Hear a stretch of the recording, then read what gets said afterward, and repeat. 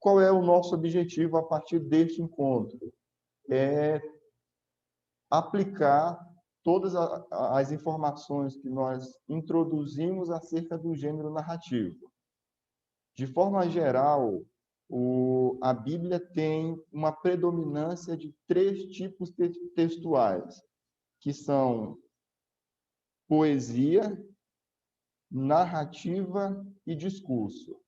Então, nós já falamos bastante sobre o discurso quando abordamos a questão do texto de Gálatas, ou livro de Gálatas, falamos sobre as cartas, e nós já entendemos como é que funciona a organização do discurso, quais são as características.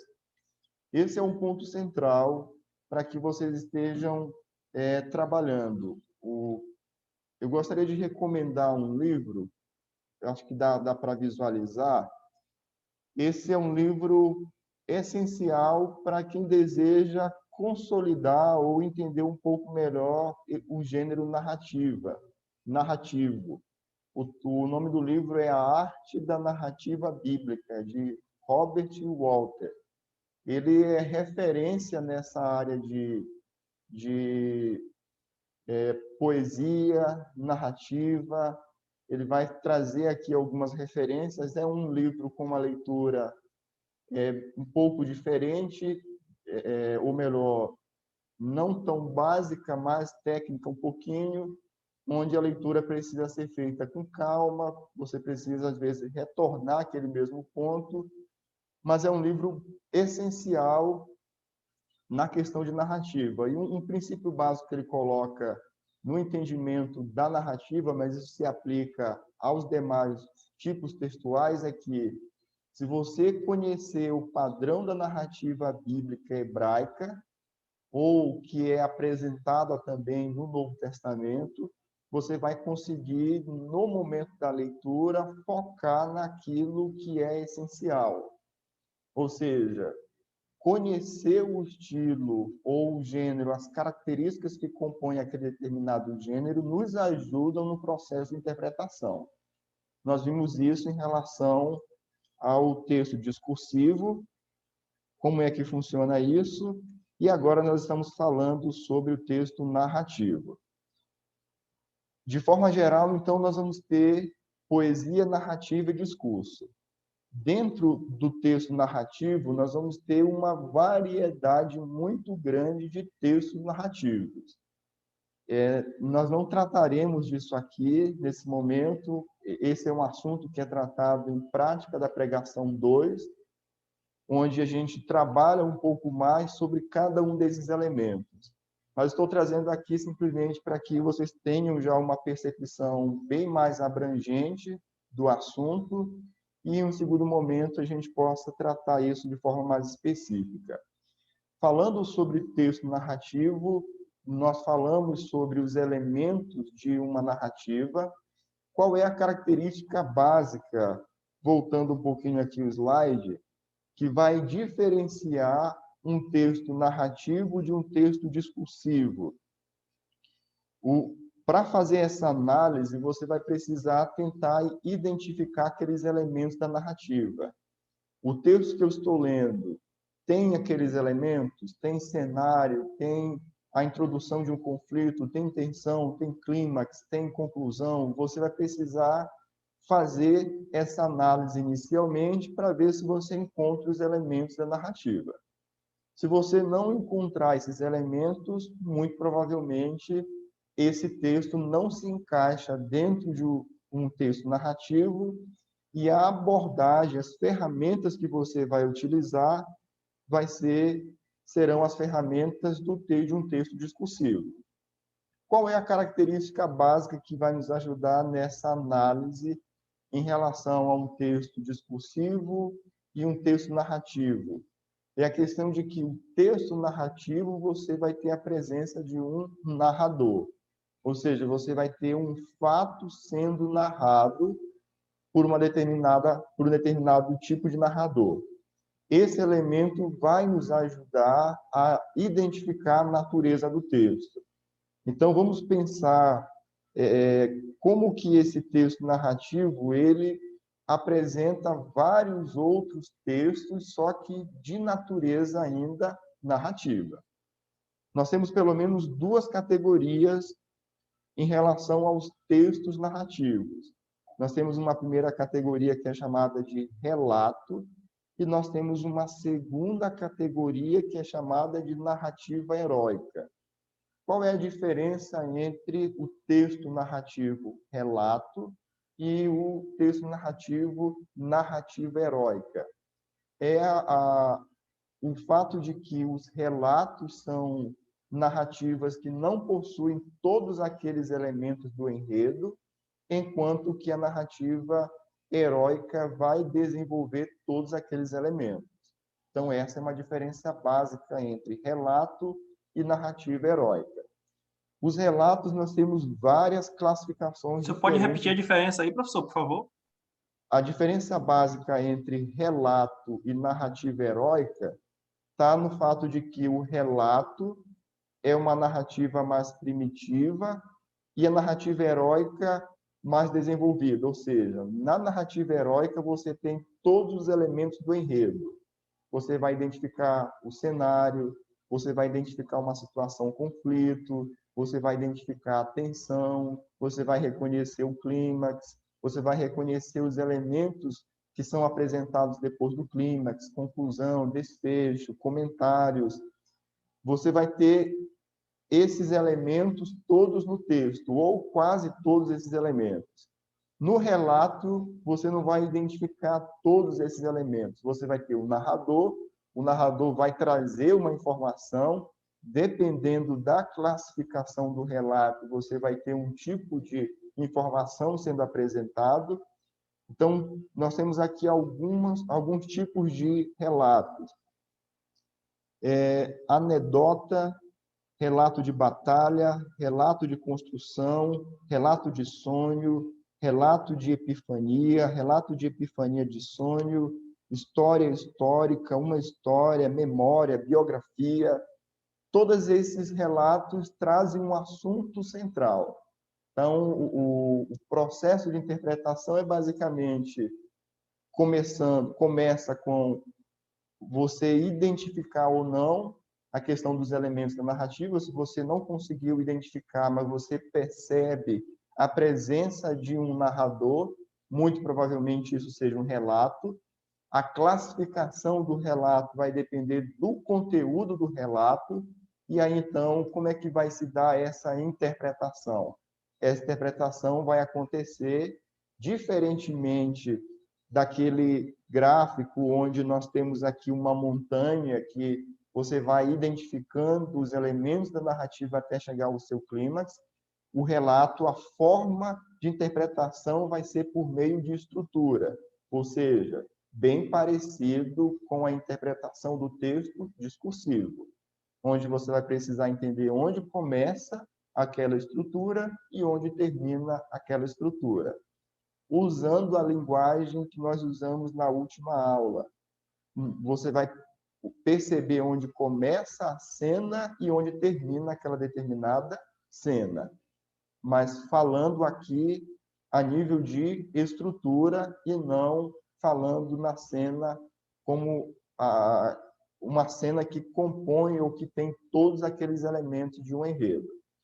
No caso da narrativa heróica, você tem, como eu já mencionei, uma narrativa mais bem elaborada, e aí você tem várias classificações diferentes.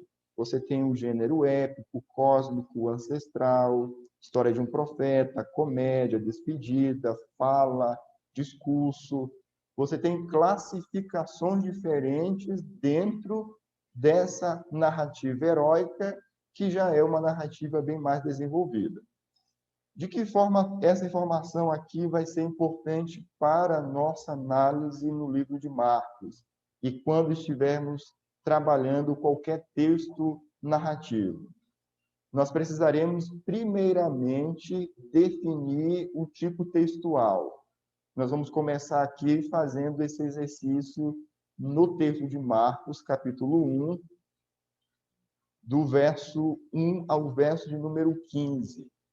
Como vocês já estudaram, como nós já abordamos o texto discursivo e já trabalhamos também os elementos da narrativa, vamos fazer aqui como um simples exemplo para ver se a gente já consegue ter essa percepção nesse primeiro momento aqui.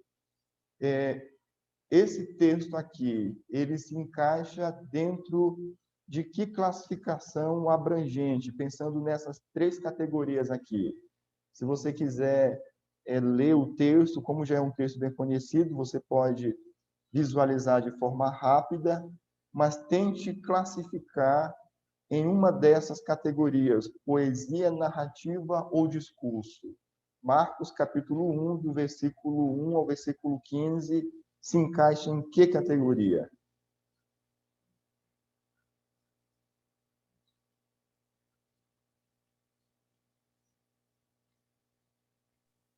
Ele se encaixa no discurso. Discurso, ok. Quem mais? No discurso, professor.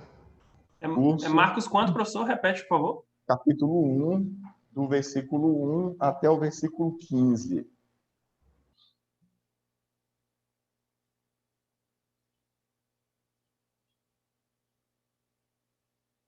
É narrativa, não é não? Quem disse que É narrativo também. Por que é discurso e por que é narrativo? Quem optou por discurso e por que é discurso? Professor, eu entendo, de acordo com o que o senhor falou, por que é um discurso, não obstante o evangelho ser basicamente uma narrativa, porque o narrador aí, na verdade, é como o senhor falou, não possui todos os elementos da narrativa. Pelo menos é isso que eu entendi, não possui todos os elementos, como o diálogo, o cenário, não tem todos os elementos, né? O autor, o narrador aí ele está introduzindo o evangelho, trazendo essas informações que é um discurso. Mas tem a presença de um narrador, Luiz? Sim, obviamente, né? Então, aqui está o ponto central. Se há a presença de um narrador, esse texto, ele muito provavelmente seja de natureza narrativa. Certo. Ok? Professor, sim. Um exemplo que nós podemos citar, eu posso estar errado, mas, por exemplo, a gente vai ler o livro de Atos, uma narrativa e tal, mas aí chega lá os discursos de Pedro, né? Os sermões de Pedro. Aí inicia ali um discurso, né? E aí, quando encerra o sermão de Pedro, e volta a narrativa de novo. Exatamente. Então, o mesmo princípio de interpretação que nós estamos usando para os evangelhos, você pode aplicar tranquilamente para Atos. Você vai ter uma diferença aí de que você vai ter narrativas longas em que o Evangelho de Marcos ele é bem mais sucinto, mas é o mesmo padrão, o mesmo princípio de interpretação. Perfeito. Então, vamos voltar lá para o nosso texto. O nosso texto, então, de Marcos, capítulo 1, ele é um texto narrativo. Vamos voltar para essa classificação que nós apresentamos aqui. Nós temos 2 possibilidades. Esse texto ele se encaixa dentro de uma característica de um relato, ou ele vai se encaixar dentro de um padrão de narrativa heróica, ou onde você, na primeira opção, relato, você não tem todos os elementos da narrativa, e na segunda opção, você identifica todos os elementos da narrativa.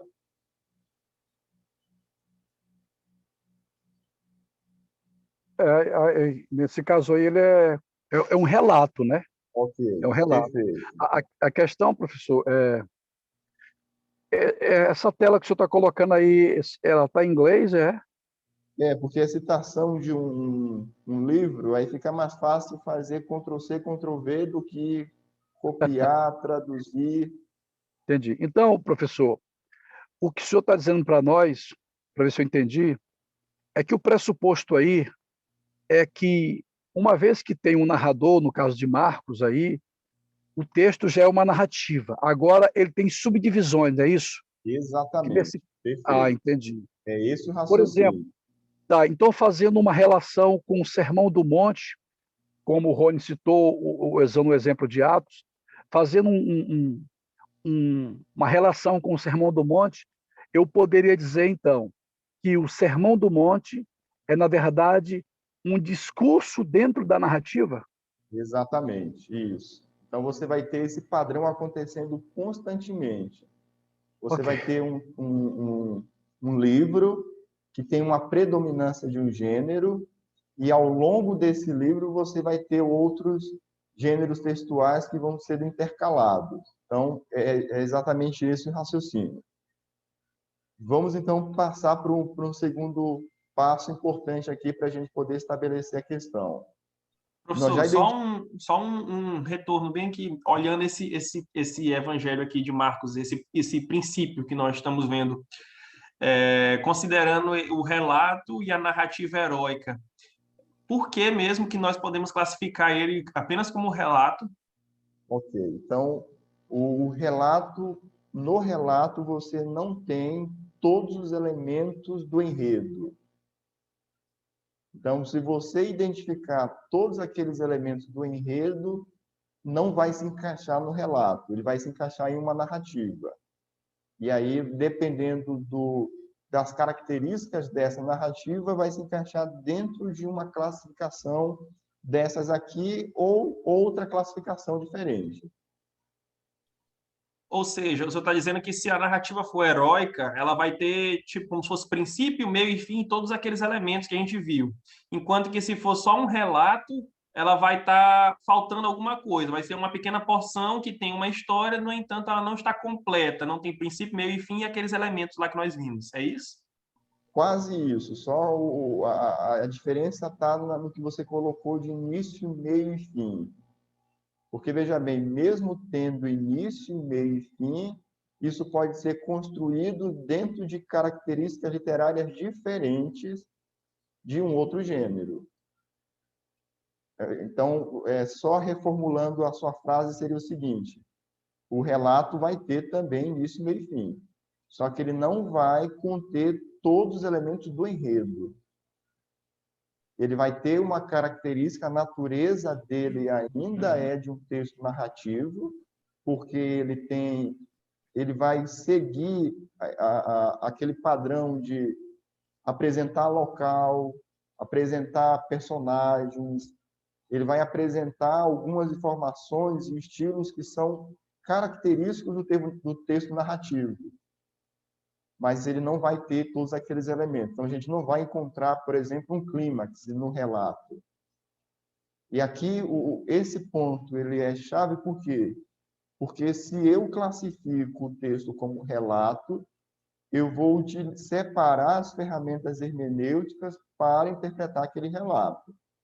Se eu classifico esse texto como uma narrativa heróica ou qualquer outra narrativa, naturalmente eu vou separar ferramentas referentes àquele determinado gênero. Qual é a diferença básica em relação a tudo isso? É que no relato, o processo de interpretação vai se dar parecido com o discurso. Em que sentido? No sentido de que eu preciso identificar onde começa e onde termina uma determinada estrutura, onde começa e onde termina um determinado argumento. Ok? Nesse caso, não vou me preocupar com clímax, não vou me preocupar com tensão, não vou me preocupar com todos aqueles elementos que são essenciais na interpretação de um texto narrativo. Tranquilo? Beleza, professor. Beleza. Dúvidas? Essa informação aqui ela é muito importante porque é essa base que a gente vai seguir para interpretar ou para aplicar todos esses princípios no texto bíblico. Então, vamos seguir. Nós já identificamos a natureza do texto bíblico e agora nós precisamos, então, entender como que essa sessão ela é organizada, ou seja, quantas cenas nós temos nessa sessão. Então, vou fazer a leitura do texto, depois a gente vai tentar fazer a primeira parte, que é a parte de exegese e explicação, e depois, então, a gente tenta identificar a parte de estrutura e tenta apresentar aqui já uma proposta para uma organização de um sermão com base nesse texto bíblico. Princípio do Evangelho de Jesus Cristo, Filho de Deus, conforme está escrito na profecia de Isaías. Eis que envio diante da tua face o meu mensageiro, o qual preparará o teu caminho. Voz do que clama no deserto, preparai o caminho do Senhor, endireitai as suas veredas. Apareceu João Batista no deserto, pregando batismo de arrependimento para a remissão de pecados. Saiu a ter com ele toda a província da Judéia e todos os habitantes de Jerusalém. E, confessando os seus pecados, eram batizados por ele no Rio Jordão. As vestes de João eram feitas de pelos de camelo, ele trazia um cinto de couro e se alimentava de gafanhotos e mel silvestre. E pregava, dizendo: após mim vem aquele que é mais poderoso do que eu, do qual não sou digno de, curvando-me, desatar-lhes as correias das sandálias. Eu vos tenho batizado com água, ele, porém, vos batizará com o Espírito Santo. Naqueles dias veio Jesus de Nazaré, da Galiléia, e por João foi batizado no Rio Jordão. Logo, ao sair da água, viu os céus rasgarem-se e o Espírito descendo como pomba sobre ele. Então foi ouvida uma voz dos céus: Tu és o meu filho amado, em ti me comprazo. E logo o Espírito o impeliu para o deserto, onde permaneceu 40 dias, sendo tentado por Satanás. Estava com as feras, mas os anjos o serviam. Depois de João ter sido preso, foi Jesus para a Galiléia, pregando o evangelho de Deus, dizendo: o tempo está cumprido, o reino de Deus está próximo, arrependei-vos e crede no evangelho.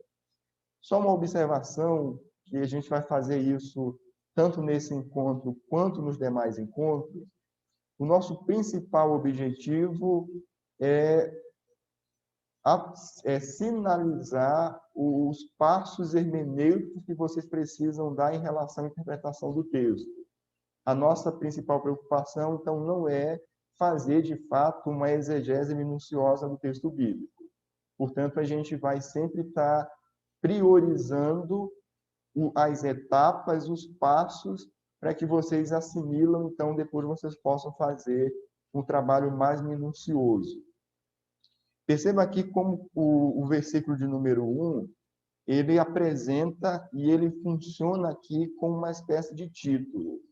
Nós vamos observar no versículo de número 1 que não há uma conexão direta ou uma continuidade com o versículo de número 2. O versículo de número 1 é uma declaração e no versículo de número 2 ele já vai apresentar aqui algo referente a essa declaração. Então, o versículo de número 1, ele vai funcionar como um título para todo o Evangelho de Marcos.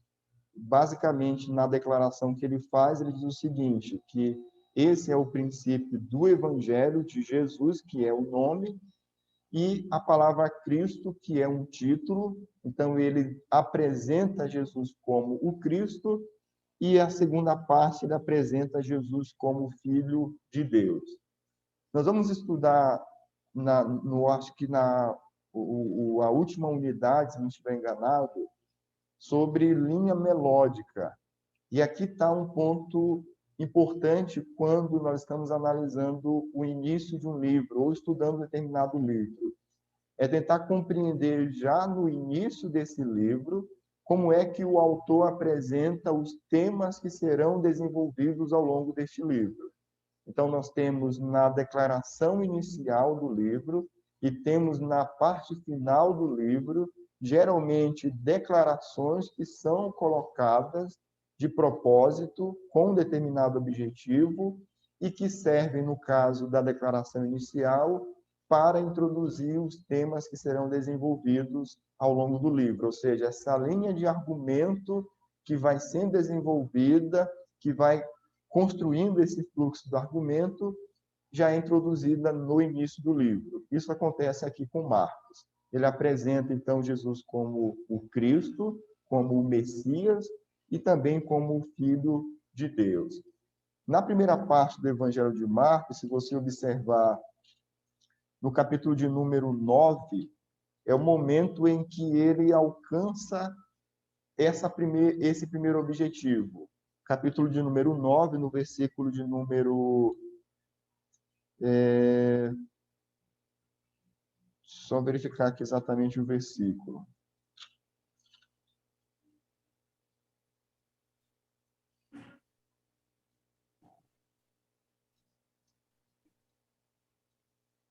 Cortou, vai?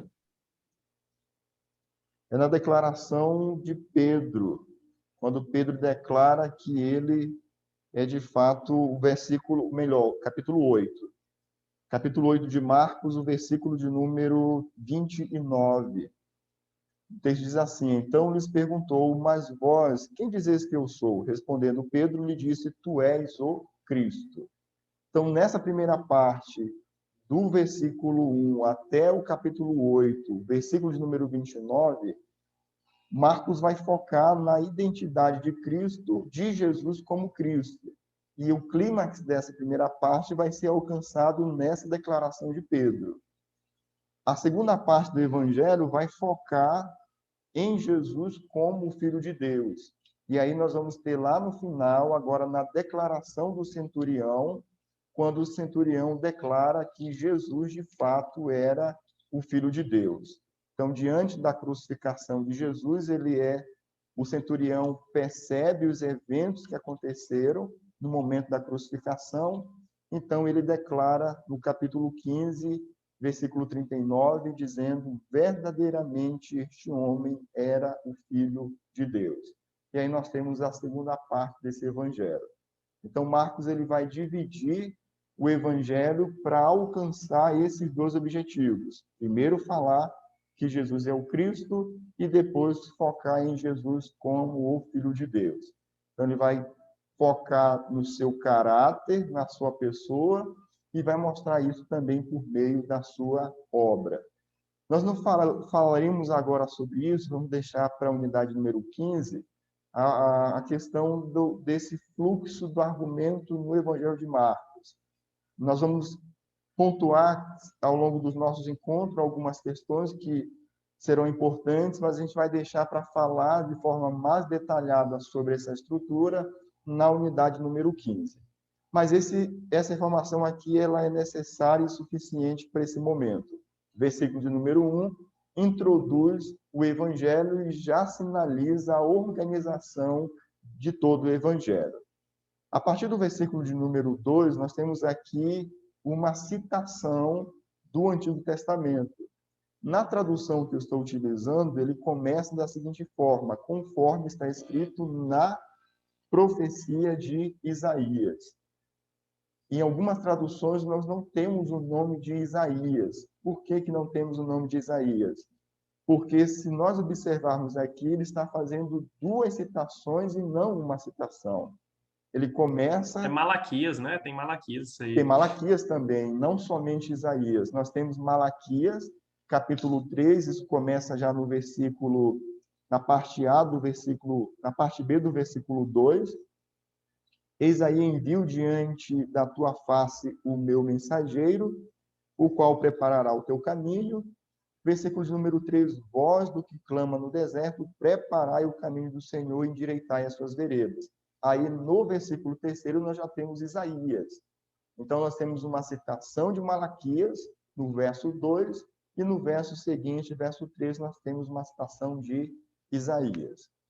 Qual é o processo, o que devemos fazer diante de uma situação como essa, que é muito corriqueira, muito comum? Nós temos, pelo menos, duas formas de dividir o uso do Antigo Testamento no Novo Testamento. Esse uso pode ser por meio de uma citação, e aí, na citação, assim como nos nossos dias, você vai ter uma citação direta ou uma citação indireta, mas você vai saber exatamente a fonte daquela citação. E aí você vai ter, provavelmente, no Antigo Testamento, um livro, um capítulo e um versículo em que você vai poder identificar essa citação. Em outros casos, como acontece com muita frequência no Evangelho de João, você vai ter alusões sendo feitas do Antigo Testamento. A alusão é um pouco diferente. Na alusão, você já não tem essa citação direta como nesse primeiro caso aqui. Você vai ter um assunto sendo trabalhado do Antigo Testamento, em que você vai reconhecer que esse assunto vem do Antigo Testamento e você vai precisar entender como que várias passagens do Antigo Testamento falam sobre aquele determinado tema. E aí nós temos vários assuntos, como templo, como tabernáculo, como sacrifício e vários outros assuntos que são tratados dentro dessa forma por meio de alusões. Nesse caso aqui, nós temos uma citação, ou melhor, duas citações, uma de Malaquias e outra de Isaías. A pergunta é o seguinte: como é que eu vou interpretar, quais os passos que eu preciso dar para interpretar essas duas citações? Quem quiser pode ficar à vontade para responder. E lá no texto do Antigo Testamento, não? Beleza. Primeiro passo, então, ir até o Antigo Testamento. Que mais?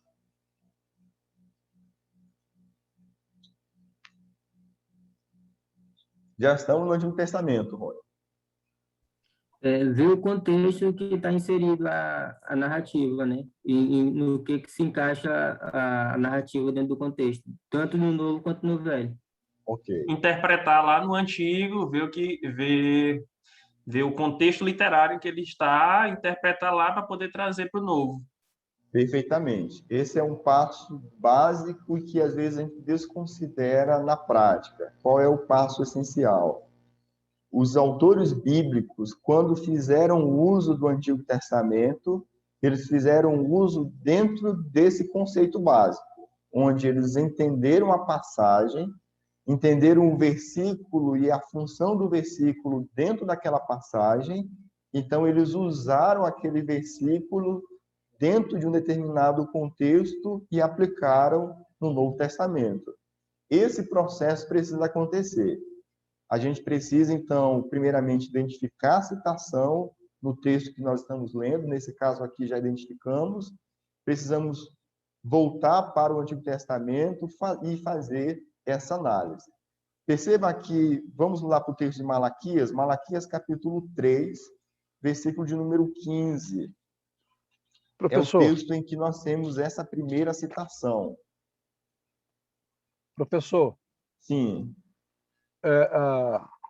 Antes do senhor explicar, Uhum.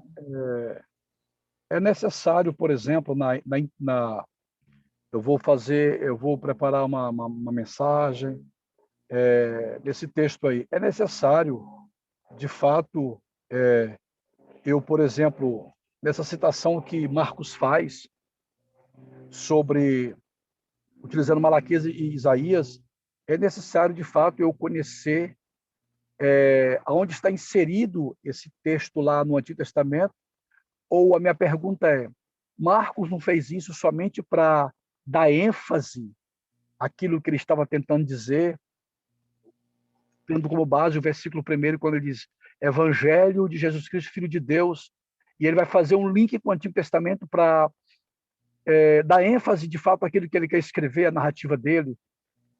Essa é a minha pergunta. Ele não quer somente dar ênfase utilizando uma base escriturística? Entendi. A gente resolve isso ou compreende isso de uma forma bem simples, Luiz, pensando nos nossos dias. Certo. Quando você pega um trabalho acadêmico e aí você vai julgar a natureza do trabalho por esse critério.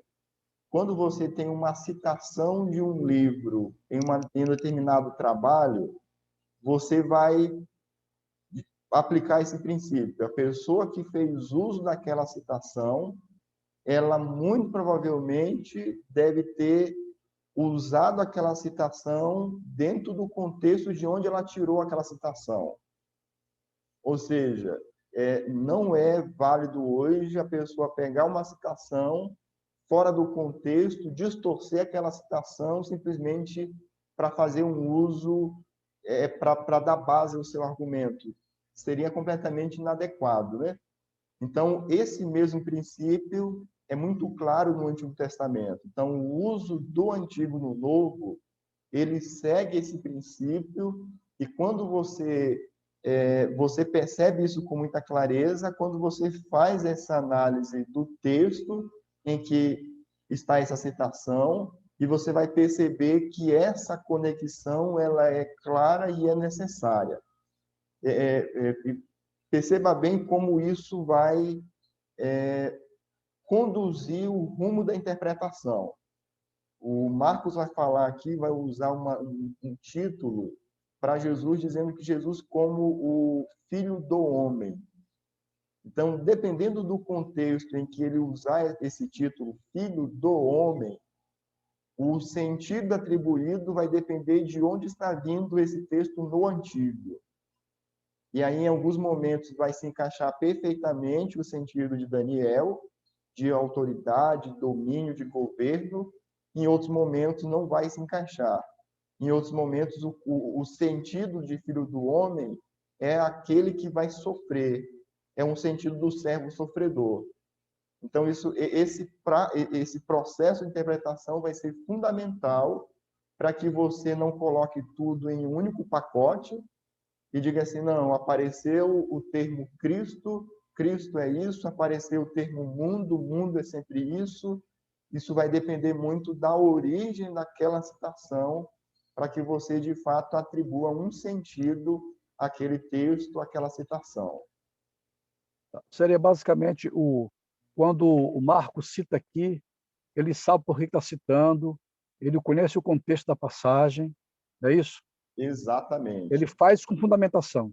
Isso. E aí, professor, sim. Nós poderíamos até dizer justamente isso, né? Que ele citou justamente porque ele sabia o que queria dizer e ele conseguia entender dentro do contexto do antigo, por isso que ele trouxe para cá, né? Perfeitamente. Exatamente. Então, e um Professor, outro fator também é que os ouvintes também tinham conhecimento daquilo que ele estava falando. É por isso que, em alguns momentos, quando o ouvinte não está tão familiarizado, o autor, o narrador que percebe isso, ele abre um parêntese e faz uma nota explicativa para que essa informação tenha sentido para o leitor. Então, esse professor, processo, esse é o módulo que vale muito a pena vocês lerem sobre isso, sobre o uso do Antigo Testamento no Novo Testamento. Tem até um material, que já foi traduzido, sobre esse assunto. Você tem um livro, que é esse nome, O Uso do Antigo e Novo Testamento, e tem também um comentário onde os autores aplicam essa abordagem, essa metodologia, já por meio do próprio comentário bíblico. Então, é uma área que vai auxiliar e vai ajudar bastante nesse processo de interpretação do uso do Antigo no Novo Testamento. Vamos, então, para o texto de Malaquias, de forma simples. professor, antes de você Sim. entrar no texto, no caso, na citação, a minha dúvida nessa citação seria apenas para complementar a fala dele, no caso no início do Evangelho, seria tipo assim, complementando aquilo que ele já iria trabalhar? Aí vai depender muito de cada caso. Nesse momento aqui de Marcos, o versículo de número 2 está conectado, ou seja, é algo relacionado a esse evangelho, mas ele vai especificar aqui. Então, depende muito de cada citação.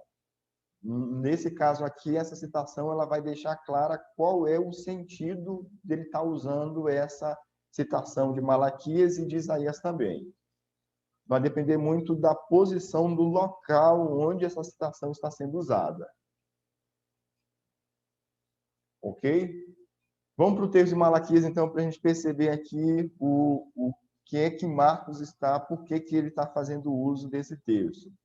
O versículo de número 15, se você observar, ele está dentro de um contexto onde o povo está, segundo aqui no capítulo 3, desejando a vinda do Messias, porém, ainda assim, a realidade, o cenário é de imoralidade, é um cenário de frieza espiritual, de desobediência, de rebelião. Eles querem a vinda do Messias, porém, eles não estão associando a vinda do Messias como deveria ser realmente. Ou seja, a vinda do Messias seria marcado não somente pela salvação, mas também pelo juízo. E aí o versículo 15 vai mostrar, o capítulo 13, verso 15, vai mostrar o que vai acontecer quando esse Messias chegar. O verso 15, ele vai dizer o seguinte, capítulo 13, versículo 15... Ora, pois nós reputávamos por felizes os soberbos, também os que cometem piedade e prosperam se intentam. Na verdade, aqui eu acho que eu anotei errado o texto bíblico aqui, não é o versículo 15 não, né? Professor, mas acho que do capítulo 1, desse capítulo aqui que a gente está lendo. Professor, é o capítulo 3:1, verso é 3:1. 3:1, é. Isso. Então, eis que envia o meu mensageiro, que preparará o caminho diante de ti, de repente virá ao seu templo o Senhor, a quem vós buscais, o anjo da aliança, a quem vós desejais, eis que ele vem, diz o Senhor dos Exércitos. É o versículo número 1. Mas qual é o ponto que ele vai destacar aqui? É que a vinda desse Messias começaria pelo próprio templo. E aí ele vai usar aqui algumas figuras de como Deus iria purificar o seu próprio templo. No versículo de número 2, ele coloca: quem suportará o dia da sua vinda? E quem poderá subsistir quando ele aparecer? Você vai perceber que, ao longo de todo o capítulo, o sentido atribuído a essa vinda é um sentido de juízo. O próprio capítulo, o próprio livro começa, Malaquias começa com uma palavra que tem essa conotação de juízo. Capítulo 1, versículo 1 diz: sentença pronunciada pelo Senhor contra Israel. Ou seja, o conteúdo de Malaquias é, na sua totalidade, um conteúdo que já manifesta uma sentença, um juízo de Deus contra o seu próprio povo. E a nossa citação está dentro desse cenário onde a vinda do Messias estava associada com juízo, com condenação. E isso começaria dentro do próprio templo, por meio da própria, primeiramente, alcançando o próprio povo do Senhor. O texto de Isaías, capítulo 40, versículo 3, ele já está dentro de um ambiente um pouco diferente. Apesar de que Isaías fala também sobre juízo, fala também sobre condenação, mas o capítulo 40 começa dizendo: consolai, consolai o meu povo, diz o Senhor. Aqui já é uma esperança dentro desse cenário, onde o profeta anuncia a vinda do Messias como uma vinda que traria consolo e libertação ao seu próprio povo, descanso ao seu próprio povo. Então, nós temos aqui, no primeiro momento, por meio de Malaquias, o anúncio da vinda do Filho do Homem sendo caracterizado aqui pelo juízo, mas temos também, no versículo de número 3, quando ele faz a citação: voz do que clama no deserto, preparai o caminho do Senhor, endireitai as suas veredas, como um sinônimo de que aquele que está vindo para está trazendo esperança, está vindo para salvar, para libertar, para trazer consolo. Então, nós temos aqui uma mensagem, de um lado, de juízo e, ao mesmo tempo, uma mensagem de esperança. Isso vai se concretizar ao longo do Evangelho de Marcos. Mas, logo nesse início aqui do Evangelho, nós já percebemos que o Evangelho de Jesus Cristo é o Evangelho que a vinda do Messias será marcada, então, tanto pelo juízo, e esse juízo começará pelo próprio povo do Senhor, pela própria casa do Senhor, mas também será uma vinda que marcará um momento de refrigério, de descanso, de esperança para o próprio povo de Deus. Então, esse sentido de Malaquias e de Isaías precisa ser introduzido, precisa ser apresentado no texto de Marcos, para que o sentido do que Marcos está desenvolvendo seja alcançado por meio da explicação. Esse é o processo hermenêutico que a gente vai precisar fazer todas as vezes que encontrarmos uma citação do Antigo. Eu não sei quantos já estudaram, quantos de vocês já estudaram a Epístola aos Hebreus. Esse processo aqui em Hebreus é muito intenso, é muito constante. você tem no capítulo 1, 8, 9 citações do Antigo Testamento, fora as alusões que a gente tem. Então, e situações diferentes da lei, 1 Samuel, de Deuteronômio, você vai ter várias citações de contexto diferente, onde dos Salmos também, para que você consiga entender a ideia central daquela citação. Você precisa entender, por exemplo, a ideia central do Salmo 8 ou das referências que ele utiliza. Então, esse passo ele é extremamente importante. Perceba aqui que no verso 2 ao verso número 3, ele apresenta isso, e já no versículo de número 4, é introduzida uma outra situação. Aqui já vem o nome dizendo, verso 4, apareceu João no deserto pregando batismo de arrependimento para a remissão de pecados.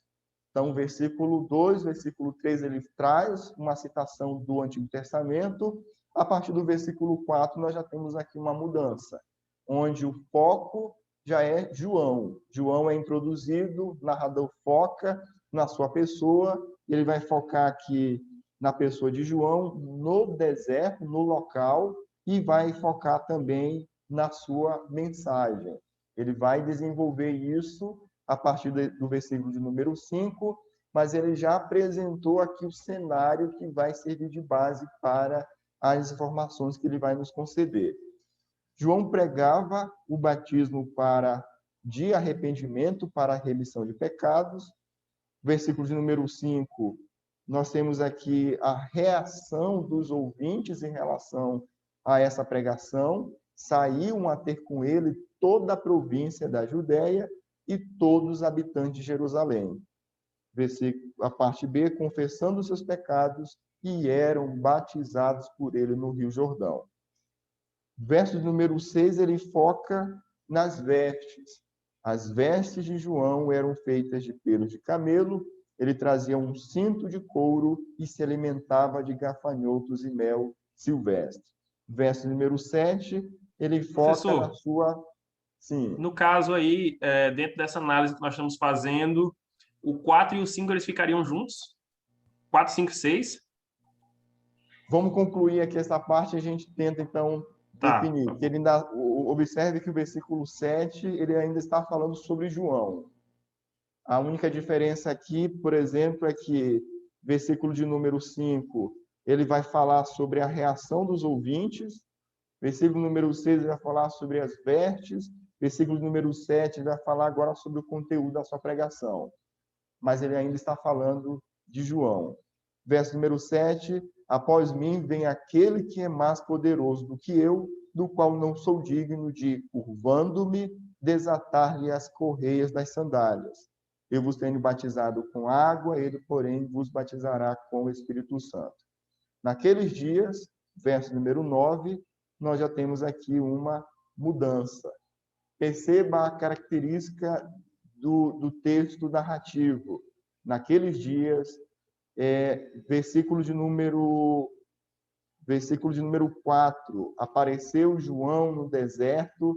Ele vai aqui usando os recursos e as características literárias desse gênero narrativo. Nós estamos diante de um relato, mas você tem aqui a presença do cenário, você tem um personagem, você tem um narrador, todos esses elementos estão presentes aqui no texto bíblico. No versículo de número 9, uma outra característica do texto narrativo, demarcando a situação, sinalizando por meio a mudança de uma cena por meio de um demarcador de tempo. Então, isso é bem característico do texto narrativo. Pensando aqui, então, na questão de estrutura, o que fica claro é que do versículo 4 até o versículo de número 8, nós temos uma estrutura. Nós poderíamos aqui chamar isso de um relato. Essa estrutura ela está organizada de que forma? Versículo de número 4, nós temos a presença, o que nós poderíamos definir aqui como o cenário, informações introdutórias acerca do que vai ser colocado, verso 5, verso 6 e verso 7, cada versículo focando em um aspecto diferente. Então, nós poderíamos avaliar isso na exposição, se a gente colocaria isso por meio de tópico. Essa é uma possibilidade no momento da exposição, a pessoa ir apresentando para que fique claro para o ouvinte como é que isso vai se desenvolvendo. Por exemplo, capítulo 4 seria o versículo 4 seria uma espécie de título, de sumário. E aí, então, nós teríamos o desenvolvimento desse sumário em 3 argumentos principais. Seria uma possibilidade. Mas essa aqui é a estrutura básica, nesse primeiro momento, do versículo 4 ao versículo de número 8. Perguntas, por enquanto? Nós vamos seguir aqui. Se você tiver alguma pergunta, você já pode contribuir daqui a pouquinho. Olha só o versículo de número 9. Naqueles dias, já há uma mudança, portanto, aqui de cena. Aqui é um demarcador sinalizando, marcador demarcando aqui a mudança de cena. Veio Jesus, você vai observar que o personagem muda. Então, nós temos agora já a introdução de Jesus aqui na narrativa. Da Galileia, por João, foi batizado no Rio Jordão. Logo ao sair da água, viu os céus rasgarem-se e o Espírito descendo como pomba sobre ele. Perceba que o versículo 9 apresenta uma situação. Qual é a situação? Jesus vindo ao encontro de João. Versículo 11 vai apresentar, ou melhor, versículo 10 vai apresentar uma outra situação. Logo ao sair da água, viu os céus rasgarem-se e o Espírito descendo como pomba sobre ele. Versículo 11, uma outra situação. Então foi ouvida uma voz dos céus: tu és o meu filho amado, em quem em ti me comprazo. Do versículo 9 até o versículo de número 11, nós temos uma outra cena. Isso vai ficar claro na mudança de cenário que é introduzido no verso 12. O local já mudou, agora não é mais o Rio Jordão, o local onde está sendo batizado, mas o deserto para onde está sendo levado. Então, do versículo 9 até o versículo número 11, temos a próxima estrutura, e, por fim, ou melhor, versículo de número 12, logo o Espírito o impeliu para o deserto, onde permaneceu 40 dias, sendo tentado por Satanás, estava com as feras, mas os anjos o serviam. Versículo 11, versículo 12 e 13, ele vai falar o que aconteceu nesse deserto, que é um ambiente predominante. Versículo 14 e versículo 15, já muda também a cena. Depois de João ter sido preso, perceba que o cenário já é diferente, foi Jesus para a Galileia. Mudança de cenário, mudança de cena, e aí o texto vai dizer que Jesus já começou anunciando o evangelho, falando acerca do reino de Deus e dizendo que esse reino de Deus está próximo, que eles deveriam, então, se arrepender e crer no evangelho. O que precisamos destacar aqui é o seguinte: nós estamos diante de um texto de natureza que tem características literárias de um texto narrativo. Então, nós vamos ter aqui os recursos de um texto narrativo sendo usado, mudança de cena sendo sinalizado por mudança de local ou por questão de sinalizando mudança de dia, sinalizando mudança de ação acontecendo. Nós temos aqui personagens, nós temos um narrador relatando algum evento. Então, todas essas características fazem parte do texto narrativo. E aqui está a observação que eu fiz no início. Isso é apresentado por vários autores como algo importante nesse processo de interpretação. Se eu conheço bem as características do gênero que eu estou interpretando, isso vai me ajudar na hora da análise do texto. Então, a dica e a orientação para vocês é, se vocês desejam, de fato, interpretar um texto narrativo, é importante que vocês, paralelamente, ao longo da análise do texto, vocês tenham um cronograma de estudo acerca daquele gênero. O que é que que ajuda muito nesse processo todo. E essa seria uma dica para o ministério de vocês. A dica seria o seguinte: eu acredito que nesse momento, não sei, alguns provavelmente sim, outros talvez não, talvez vocês não estejam pregando semanalmente, dia de semana, final de semana, talvez alguns tenham um ministério, ou seja, estão ativamente ensinando, outros talvez ainda não. Mas uma dica que nos ajudaria nesse sentido seria, todas as vezes em que estivéssemos pregando sobre um gênero literário, nós planejássemos o estudo daquele gênero a longo prazo. Então, vamos pensar que você se planeje e decida pregar sobre os evangelhos. Vou pregar sobre o livro de Marcos, você dividiu as estruturas, planejou quantas mensagens você vai ministrar no Evangelho de Marcos. Aí vamos pensar que você tenha 30 mensagens no Evangelho de Marcos. Você vai levar aí um semestre, um ano para pregar o Evangelho de Marcos. O ideal seria que você investisse em material que falasse sobre aquele determinado gênero. Marcos, predominantemente composto por narrativas, então você iria se programar para adquirir material sobre narrativas. E aí você teria, então, um planejamento de estudo, onde você teria um cronograma de leitura de alguns livros que falam sobre o assunto, e à medida que você estivesse fazendo a exposição do texto bíblico ao longo do semestre ou do ano, você estaria focando naquele determinado gênero literário. Vamos pensar que isso levou um ano, você pregou um ano no Evangelho de Marcos, e aí depois você vai passar para um outro gênero literário. Você decida pregar, por exemplo, sobre um outro gênero, poesia, e aí você faria o mesmo trabalho. Você teria 6 meses, um ano, para falar sobre aquele determinado gênero. E aí, novamente, você teria um planejamento de leitura, onde você iria focar para compreender aquele gênero. Qual é o ganho disso?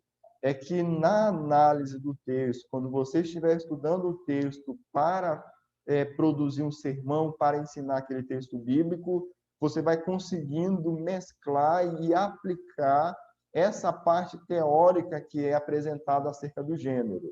E aí você vai conseguindo ver isso com clareza no texto bíblico, e isso vai ajudando você nesse processo de ensino. Se você cultivar isso e fazer disso um padrão, você vai perceber que ao longo do seu ministério, você vai sempre avançar, sempre ter uma percepção aprimorada e mais aprofundada acerca do texto bíblico.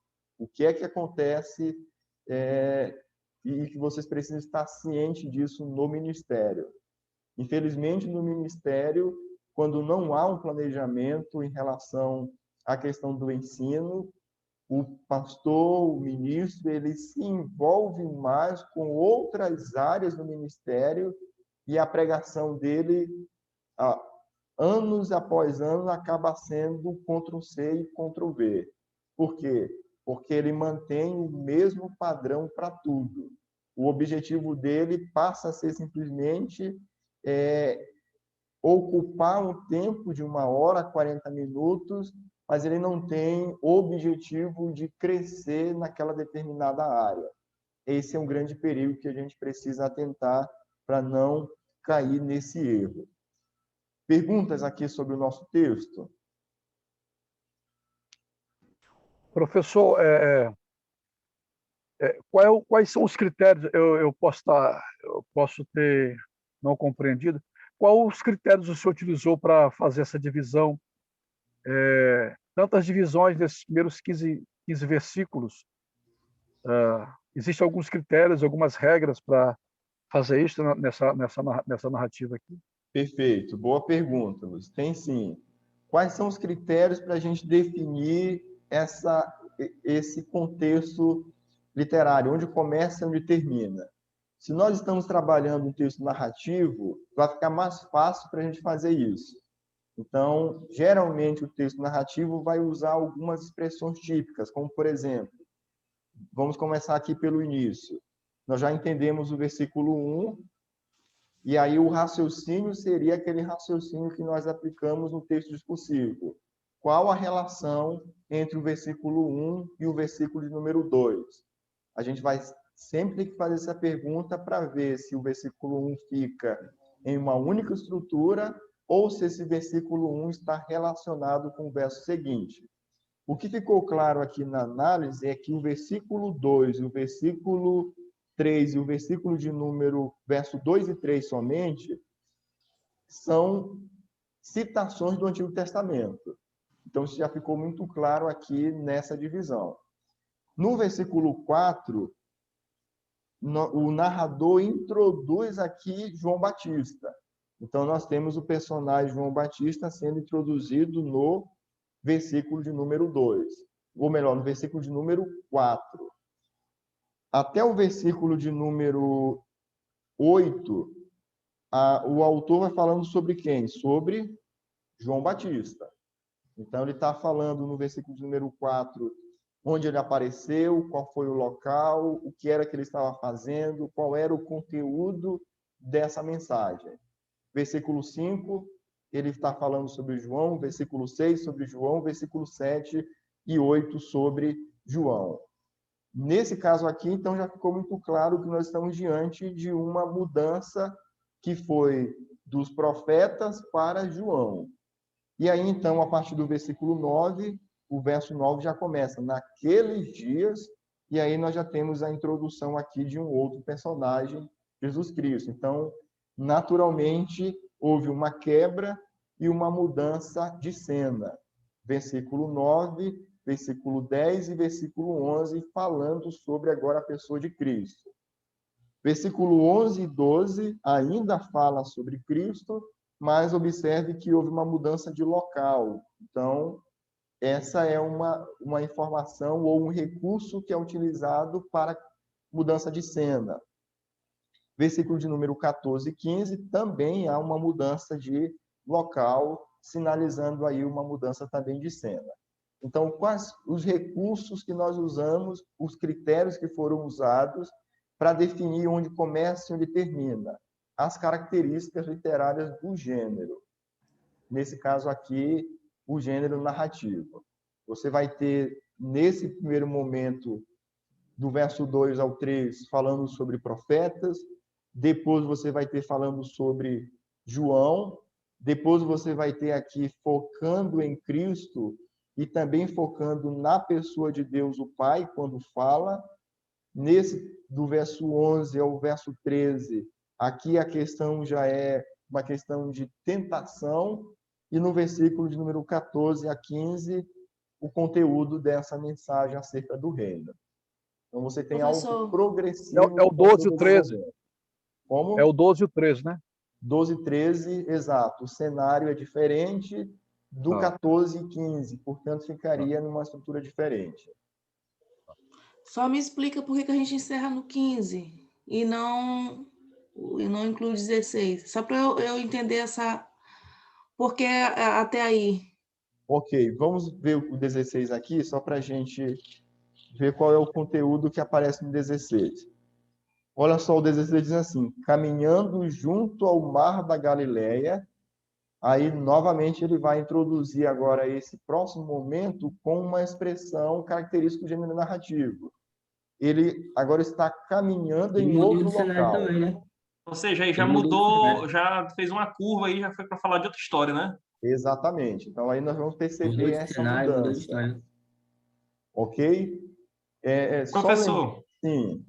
Ainda dentro desse contexto aqui, do 1 ao 15, eu poderia dizer que cada estrutura dessa aí que nós fizemos, 1 sozinho, 2 a 4, 2 a 3, depois 4 a 8, toda essa, eu posso dizer que cada estrutura dessa aí é uma cena? Ok. O ideal seria dizer que cada cena seria uma estrutura menor. Por exemplo, uma cena, pensando aqui no 4 ao 8, né? Uma cena, versículo 4.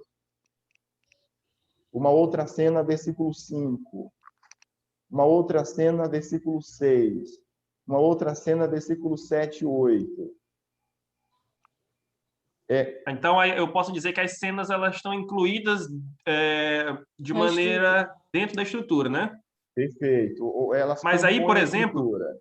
2 e 3 eu não posso dizer que são duas cenas diferentes. Ou posso? Porque o 3 aí faz parte da profecia, está colado no 2. Exatamente. Então, uma cena seria 2 e 3. Aí, esse é o critério para você definir onde começa e termina a cena. Qual é o critério?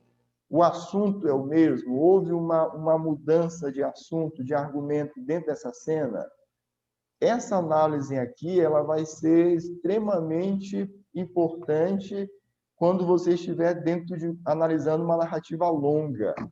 Se você conseguir praticar e exercitar isso na sua leitura diária, onde você for marcando onde começa e onde termina, onde houve a mudança, aqui já é um aspecto diferente, e você classificar isso por cena, você vai depois poder resumir, e vai poder dizer assim, o versículo 4, cenário, versículo 5, reação dos ouvintes, versículo 6, a característica de João, versículo 7, o conteúdo da sua pregação. Ou seja, você está resumindo o que está em cada cena. Isso vai Então, ser... Sim. Não, pode falar, pode terminar. Isso vai ser importante também na hora da exposição do texto bíblico. Por quê? Porque você vai, antes de fazer a exposição, já introduzir para o ouvinte o que é que vai estar naquela cena. Professor Aldo.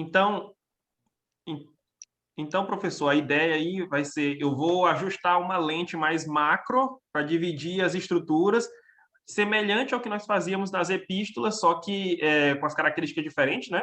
Vou usar a lente mais macro para poder montar essas estruturas, filtrar por assuntos, né? Para poder tentar entender como é que a estrutura está dividida. E quando eu for analisar as cenas em si, aí já é uma lente mais micro para poder olhar dentro das estruturas que eu fiz, o que cada parte significa, onde é que estão as cenas. Seria mais ou menos essa lógica, né? Exatamente isso. Então, qual a ênfase de cada cena? Professor Aldo, Sim. Quando eu fiz hermenêutica com o professor Mário Rubens, no primeiro ano ainda, ele nos passou um livro, eu comprei esse livro na época, e eu quero saber se esse livro se aplica, nesse caso aqui, uma vez que o evangelho é um gênero muito peculiar dos evangelhos. Eu acho que o senhor conhece esse livro, do Walter Kaiser Jr., que é Pregando e Ensinando o Antigo Testamento. Sim. O Walter Kaiser ele diz que a narrativa, e eu quero saber se aplica também aos evangelhos, a narrativa ela muda quando muda espaço, quando há uma mudança de espaço e de tempo. Ou seja, quando há uma mudança geográfica e quando há mudança também de tempo. Ele diz que toda vez que isso acontece, a narrativa no Antigo Testamento, há uma mudança de cena. A minha pergunta é, aquilo que o Walter escreve lá se aplica nesse caso aqui ou não? Se aplica perfeitamente. Então, dependendo da narrativa, você vai ter esse recurso diferente. Então, ele colocou, vamos pensar que ele tenha citado somente esse. É a questão do local, e o que foi mais que você colocou? É espaço, é geografia e tempo. Geografia e tempo. Então, nós vamos ter outros recursos que são usados. Por exemplo, questão de idade.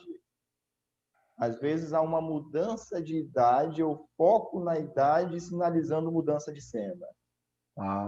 Então, assim, você vai ter inúmeros recursos sinalizando isso.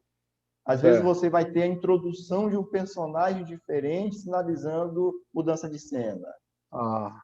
Então, porque, assim, você vai ter que analisar a narrativa para ver qual o recurso que o autor utilizou. Mas esse recurso que você citou, com certeza, fazem partes. Cenário, questão às vezes, o período do dia também, questão da hora. Todos esses são elementos que são usados e que podem ser usados. Obrigado, professor.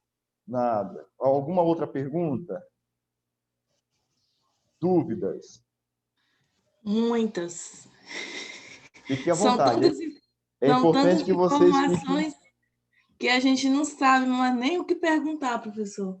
Entendi, mas são é importante que vocês consigam... e dúvidas. Acho que quando a gente começar a montar, assim, organizar as estruturas, por exemplo, fazendo aquele histórico como a gente fez nas cartas, eu acho que a gente vai conseguir assimilar melhor todas essas informações.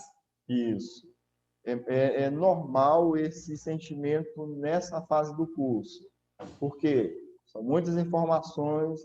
Esse é o primeiro encontro prático que a gente está tendo. Nós teremos mais 3 encontros para falar sobre, para tentar perceber toda essa dinâmica. Então, isso vai sendo consolidado ao longo do tempo. Então, fiquem tranquilos que isso é bem natural, esse sentimento nesse momento. Mais alguém? Perguntas, dúvidas? Professor, Sim.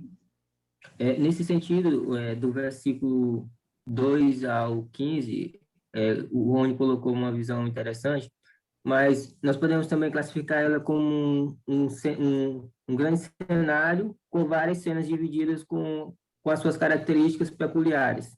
Pode.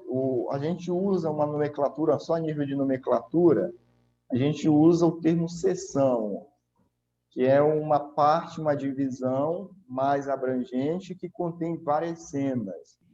Então, a gente poderia classificar, por exemplo, do verso 1 até o verso 15 como uma seção. Essa seção ela vai ter várias cenas.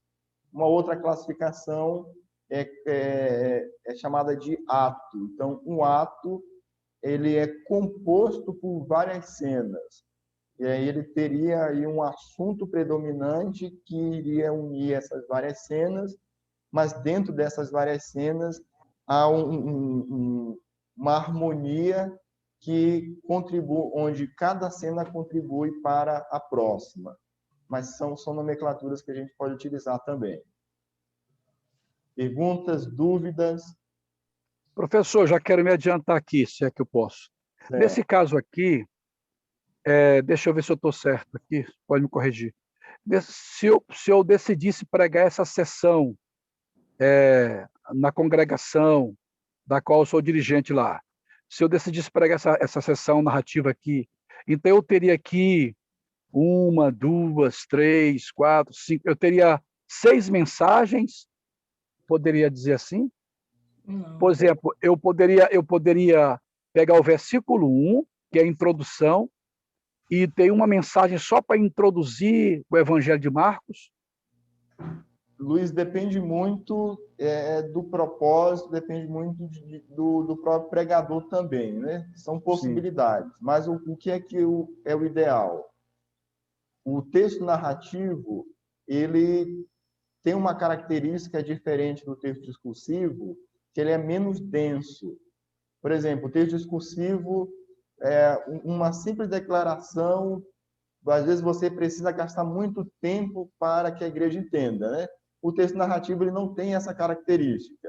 Então você tem a possibilidade de ter um texto maior e conseguir fazer uma exposição em um tempo menor. Levando esse critério em consideração, uma possibilidade seria você pregar por sessão, ou seja, uma única mensagem do versículo 1 ao versículo número 15. Ou, se você eu quero pregar essa sessão em 2 encontros, aí você poderia ver a divisão até onde seria a primeira mensagem, até onde seria a segunda. Nós vamos ver daqui para frente, mas só para complementar logo o que você colocou, a próxima sessão começa no versículo 16 do capítulo 1. Aí só observe aqui as cenas que teremos na próxima sessão. A vocação dos discípulos, versículo 16. Uma outra cena, a cura de um endemoniado em Cafarnaum, a partir do versículo de número 21. Terceira cena, a cura da sogra de Pedro, versículo 29 ao 31. E, por fim, nós temos aqui 32 ao 34, muitas outras curas, 4 cenas diferentes. Então, você tem a possibilidade de pregar em cada mensagem uma cena, tem a possibilidade de pregar as 4 cenas em um único dia, ou tem a possibilidade de fazer 2 cenas em uma mensagem. Então, isso depende muito do planejamento e do objetivo da pessoa, do público e do objetivo que ela quer alcançar. São então, várias possibilidades aqui que a gente tem. Porque então, assisti completa aquela exposição, na verdade, todo o Evangelho de Marcos do Dr. Augusto Nicodemos, e ele cita o versículo 1 e faz a exposição todinho da sessão, né? Isso. Ok, então são possibilidades. Lembrando que o objetivo dele naquela palestra é, dentro de um curto período, fazer a exposição de todo o livro. Então, se a pessoa tem, eu vou pregar sobre Marcos o ano todo, então ela pode, dependendo do objetivo dela, tanto pregar um encontro, uma sessão, ou um encontro, uma narrativa, uma cena. Professor, aí no caso, eu estou diante dessa sessão, né, de 1 ao 15, e ela é uma sessão completa, né? Ela é uma sessão inteira completa. Aí o que o senhor disse, resumindo, é que ou eu posso pregar ela toda, pelo fato dela ser uma sessão inteira, ou eu posso subdividi-las em diferentes mensagens, podendo ser por estrutura, podendo ser por sessão, por cena, mas compreendendo que todos esses estudos eles estão dentro dessa sessão maior, e quando ela encerrar, aí eu vou ter que dividir a outra sessão inteira, fazer da mesma forma, e aí eu posso escolhê-la novamente, pregá-la toda, ou fazer por sessão, por estrutura e tal, de alguma maneira assim, mas compreendendo novamente que a outra sessão vai ser um inteiro. Essa é a lógica que você está falando, né? E isso, se esse princípio for aplicado, se for praticado, qual vai ser o resultado disso? É que você, por exemplo, vai estar pregando o capítulo 4. E aí você, no momento em que estiver pregando o capítulo 4, deve ficar claro para o ouvinte como é que o capítulo 4 se encaixa em relação ao capítulo 1, 2 e 3.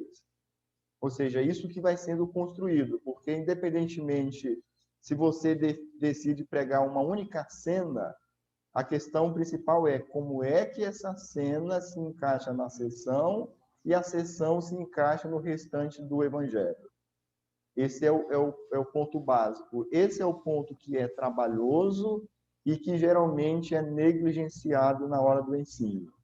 Porque a pessoa ela foca naquela única sessão e aqui, infelizmente, é algo nosso que a gente precisa corrigir. A gente começa a pregação do livro sem entender o próprio livro. Ou seja, a gente nem sabe o que é que vai acontecer no próximo capítulo, e a gente já está pregando aquele capítulo. Então, a nossa visão acaba sendo, de fato, muito limitada. É algo que a gente precisa tentar corrigir dentro dessa nossa cultura, para que a pregação ela seja dentro de um planejamento onde eu primeiro paro, planejo, sento, estudo, conheço, e aí depois, então, eu começo a expor aquele determinado material. Professor, Sim. como, assim, eu posso dizer que que não tenho, assim, tanta prática, eu não tenho prática, assim, em termos de pregação, mas dentro do nosso estudo das cartas, como eu sou extremamente iniciante, ficaria muito difícil, por exemplo, eu que estou iniciando, fazer uma mensagem todinha só no versículo 1, por exemplo. Okay. Só no versículo 2. Então, para eu que sou iniciante, que seria mais adequado é fazer a mensagem da sessão completa, do 1 ao 15, né? Porque vai mostrando toda uma sequência. Porque se a gente for escolher só uma estrutura dessa daqui, por exemplo, do versículo 1, quantos princípios a gente vai ter que elaborar desse versículo? Okay. Tudo que a gente vai explicar acerca disso corre muito risco da gente sair do contexto. Exato. E eu acho que, como estou iniciando, eu acho que seria inviável, no momento, eu pensar na possibilidade de eu fazer uma mensagem de cada uma dessas estruturas menores aí. Ficaria bem mais difícil do que eu esclarecer e explanar o texto completo e tentar preparar a mensagem dele todo. Ok, concordo. Uma sugestão, qual o seu nome mesmo? Elisângela. Elisângela. Olha só, Elisângela, uma sugestão para você, e serve, na verdade, para todo mundo, aqueles que não estão exercendo o ministério ainda ativamente, que não estão pregando regularmente, uma boa forma de você exercitar tudo isso que a gente está aprendendo é você tentar discipular alguém que você conhece. Alguém da sua igreja, um amigo, poderia ser tanto um crente quanto um descrente, e você propor para essa pessoa o estudo, por exemplo, do Evangelho de Marcos. E aí você, então, iria, em cada encontro, trabalhar, por exemplo, uma sessão. E aí você, então, se organizaria, planejaria a forma como você faria isso. Se você cultivar isso agora, quando você estiver na responsabilidade de pregar de forma mais intensa ou mais rotineira, você vai perceber que você já não vai ter tanta dificuldade. Por quê? Porque você já conseguiu, por meio de um discipulado, identificar as suas dificuldades e perceber como é que você consegue transmitir aquele conhecimento de forma mais acessível. Se você consegue fazer isso para uma pessoa, você vai conseguir fazer isso também para um público, independentemente do número.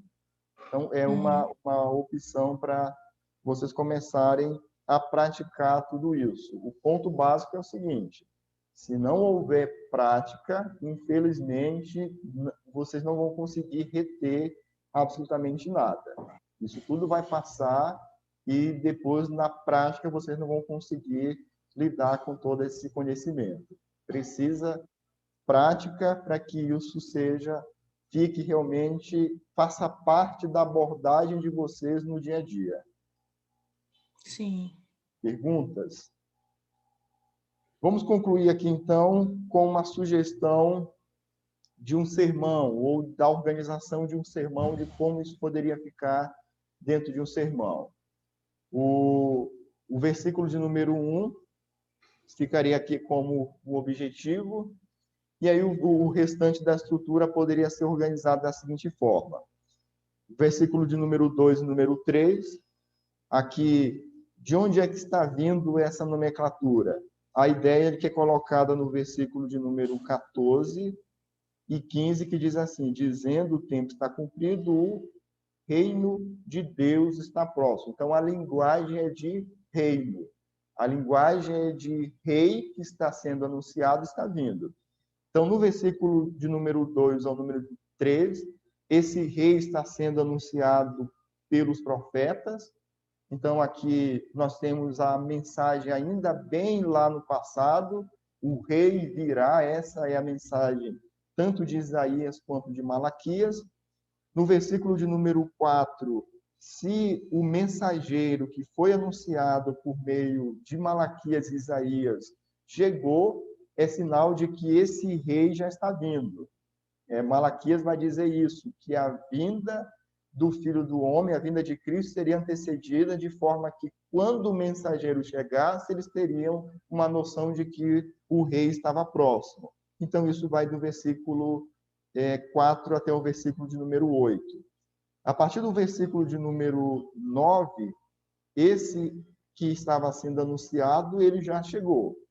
Então, aqui já mostra um próximo estágio dentro desse cronograma. E aí, a partir do versículo 14 e 15, esse rei já está reinando. Só lembrando que nós colocamos aqui, mais por uma questão de organização, de homilética, na mesma estrutura, o versículo 12 e 13, para não ter que criar um novo nome para essa estrutura. Mas poderíamos fazer também se a gente quisesse. Mas para manter essa organização, essa rima, o rei virá, o rei está vindo, o rei chegou, Deus reina, nós deixamos a parte aqui do versículo 12 e 13. Isso ficaria claro em que momento? Na hora da exposição. Isso ficaria bem claro como é que essa estrutura se organiza ou se encaixa em relação ao todo. Então, essa seria aqui uma proposta para uma exposição ou para um sermão dessa primeira unidade. Só reforçando toda essa discussão nossa. Nós poderíamos ter um sermão com esse título, onde o sermão seria baseado no capítulo 1, do verso 1 ao verso 3. O tema seria o rei virá.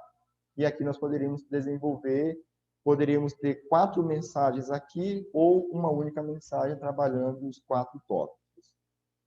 Perguntas, dúvidas? Professor, eu não sei se o tempo permite e se o senhor quer entrar nesse assunto, Mas aqui no versículo 8, quando diz assim, eu vos tenho batizado com água, ele, porém, vos batizará com o Espírito Santo. Eu acredito, não sei se é nesse texto, que a maioria das pessoas que fazem essa divisão de entendimento acerca do batismo, eu acho que eles respaldam nesse texto aqui, onde uns dizem que o batismo no Espírito Santo se dá com o tempo, onde a pessoa fala em língua, faz um monte de coisa, né? Isso não é direta para o Luiz, não, né? Não, Ah, não. tá bom então. Tranquilo. É porque esse assunto está sendo discutido agora na igreja também, né? E aí eu vi esse texto aqui, eu creio que é nesse texto aqui que eles respaldam os argumentos deles em relação a isso, como se fosse dois batismos, né? Um em águas e o outro que se dá mais na frente, que se dizem que é o batismo no Espírito Santo quando se fala em línguas e tudo mais, né? O Entendi. que você, é só se tiver tempo e se for possível, Bem, poderia eu me vou te dar dizer trabalho assim. para você. Ó, vocês estão falando desse assunto, o Luiz está se munindo aí. Daqui a pouco ele vai soltar uma metralhadora de referências aí, e aí vocês vão ficar perdidos. Olha lá, pastor, o que você vai falar. Bom, na verdade, eu vou dar trabalho para a gente não mexer com isso agora. Mas olha só, Elisângela, qual é o processo para a gente tratar essa questão? O processo é o mesmo que nós usamos aqui em relação ao texto de Malaquias e de Isaías. Então, isso acontece quando ele fala aqui sobre o batismo com água e com o Espírito Santo. A gente precisaria primeiramente entender o seguinte: essa citação ou esse assunto surge de que lugar? Vem de onde? Aí a conclusão que nós vamos chegar é que ele está tratando de temas do Antigo Testamento. Ele está fazendo alusão à água e fazendo aqui alusão ao Espírito Santo. E aí, dois textos que você poderia pesquisar e ler para ver esse contexto de água e de Espírito Santo, seria o texto de Jeremias, capítulo 31, do verso 31 ao 33, ele vai falar sobre uma nova aliança, uma mudança de coração, como que isso aconteceria, e o texto Professor, de Ezequiel, Jeremias, capítulo 36. rapidinho, Sim, Jeremias capítulo 1. é capítulo 31, Sim. Jeremias, capítulo 31, do versículo 31 ao 34, e o texto de Ezequiel, capítulo 36, do verso 24 ao 27. Você pode ler o capítulo todo para entender o contexto. Mas, por exemplo, aqui no texto de Ezequiel, ele vai falar sobre como é que o que aconteceria quando o Senhor derramasse o seu espírito. E aí você vai ver que o contexto, apesar de que a linguagem é diferente de Jeremias 31, mas o ponto tanto de Jeremias quanto de Ezequiel é que a nova aliança ela seria estabelecida por uma mudança interna que sinalizaria essa transformação de coração. E aí esse momento que seria marcado pela vinda do Messias se daria então pela mudança de coração de pedra para o coração de carne, mudança onde Deus derramaria o seu espírito sobre toda a carne. Esse momento está acontecendo tanto quando Jesus está sendo batizado e principalmente quando vem essa declaração e o Espírito Santo descendo sobre ele e a promessa de João de que ele batizaria com o Espírito Santo. Ou seja, todos esses assuntos estão vindo de onde? Do Antigo Testamento. E aí nós vamos perceber, então, que quando ele fala sobre o batismo com o Espírito Santo, ele está mostrando que essa promessa, ou promessas do Antigo Testamento, que sinalizaria a nova aliança, o início da era messiânica, aconteceria ou está acontecendo agora por meio do reinado de Cristo. Então, em outras palavras, de forma bem simples, isso aqui está marcando a regeneração e não uma segunda bênção. E aí a gente poderia tratar sobre isso em outras referências que talvez dariam uma base bem melhor. Mas com base no contexto de Marcos, a promessa do Espírito Santo está se cumprindo de acordo com o contexto de uma obra que seria realizada no coração do povo, fazendo com que o povo obedecesse a Deus de forma voluntária, e isso aconteceria por meio do derramar. ou seja, essa regeneração, essa mudança de coração aconteceria por meio do Espírito Santo. Então, seria aqui uma alusão a esse tema no Antigo Testamento. Mas é importante que você faça a leitura desses versículos, desses capítulos, para você entender o que o Antigo Testamento falava acerca da nova aliança, como que, por exemplo, em outras referências, essa nova aliança é associada com lavar, com pureza, com o símbolo água, com o símbolo Espírito Santo, e como que esses elementos estão sendo usados agora por Marcos. Esse trabalho ele precisa ser feito para que a gente chegue a um entendimento mais sensato acerca desses temas. Tá bom? Mas aí fica como sugestão para você fazer essa pesquisa. Depois você faz uma ligação aí de chamada para o Luiz, vocês batem um papo, resolve a situação e aí a gente ganha tempo. Tá bom? Professor, obrigada. Nada. Esclareceu bastante. Obrigadão. Que Deus abençoe. Alguma pergunta? Temos ainda 4 minutos. Professor, eu. Sim. Você estava aí expondo esse texto, aí me vem à mente que eu tenho um sermão preparado que eu preparei, acho que ano passado, foi ano retrasado, justamente nesse início do Evangelho de Marcos. Ok. Aí eu quero perguntar para o senhor o seguinte: quando eu fiz ele, eu utilizei o tema juízo e consolo na vinda do rei. E a minha pergunta para o senhor é: eu utilizando esse tema, eu tiro um pouco o foco da vinda do rei em si e coloco mais no cumprimento do que foi prometido, ou eu posso utilizar esse tema normalmente? O texto seria até que versículo? Do 1 ao 3. Do 1 ao 3 somente, né? Que aí tem a profecia de Malaquias do juízo e a profecia de Isaías do consolo. Aí eu utilizei esse tema na época, né? Entendi. Aí eu analisando a sua análise, me veio essa dúvida. Se eu utilizando esse tema, eu tiraria um pouco o foco da vida do rei e mais para o cumprimento mesmo. Ok. Aí é correto utilizar assim ou não? Entendi. O importante seria o seguinte, seria você conectar principalmente o texto com o versículo de número 1 e versículo número 1, na verdade. Então, o versículo 2 e 3, se você pregar em uma única mensagem, ele precisaria ser o desenvolvimento do versículo 1. Se você não fizer essa conexão, aí talvez o foco fique um pouco fora do local mesmo. Uhum. No No caso, eu utilizei bastante o versículo 1, sim. Okay. Era, inclusive, o primeiro ponto da mensagem, né? Certo. Não, então, eu acho que, dependendo de como você elaborou o sermão, é uma possibilidade. Você vai fazer isso de forma panorâmica e como isso se apresenta em relação a todo o Evangelho, né? Isso. É uma possibilidade. Então. Aliviou minha consciência, porque eu peguei ele umas 3 vezes já. Não, acho que eu encaixa já vi uma, as outras eu não vi, não. Heresia. Dúvidas, perguntas? Que Deus abençoe a todos. Qualquer dificuldade, se vocês puderem fazer, não é obrigatório, você não vai ganhar nenhum ponto, não vai perder nenhum ponto, mas se vocês quiserem fazer isso em relação à próxima estrutura, vocês já podem fazer. O que é que vocês precisam? Quais são as etapas? Reconhecer onde começa e termina a estrutura, nós já falamos aqui, capítulo 1, do versículo 16 até o versículo de número 34, será o nosso próximo texto.